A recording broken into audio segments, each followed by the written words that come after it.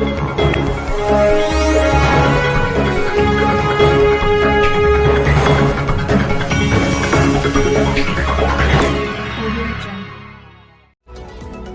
के हृदय में बसा प्रगति मैदान दशकों से रहा है राष्ट्र की प्रगति के प्रदर्शन का प्रतीक।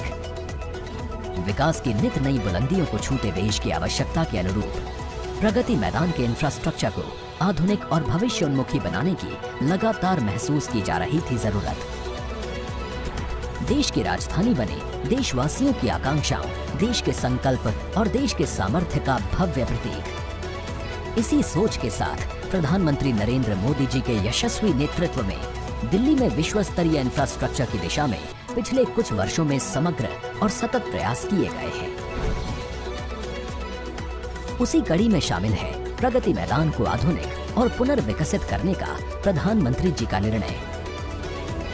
इस परियोजना के तहत 42 लाख वर्ग फीट क्षेत्रफल में हो रहा है निर्माण।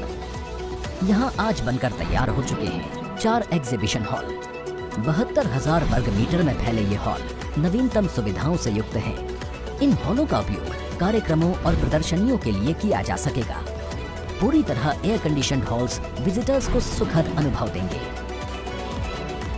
अपने नए स्वरूप में प्रगति मैदान उद्यम और नवाचार को बढ़ावा देने में महत्वपूर्ण भूमिका निभाएगा। आज 4 एग्जीबिशन हॉल का लोकार्पण प्रधानमंत्री जी के द्वारा किया जा रहा है। प्रगति मैदान के पुनर्विकास का एक अहम भाग है अत्याधुनिक अंतर्राष्ट्रीय सह सम्मेलन केंद्र यानी IECC। इसका मुख्य आकर्षण है कन्वेंशन सेंटर, जो है स्थानीय आर्किटेक्चर और आधुनिकता का अनूठा संगम।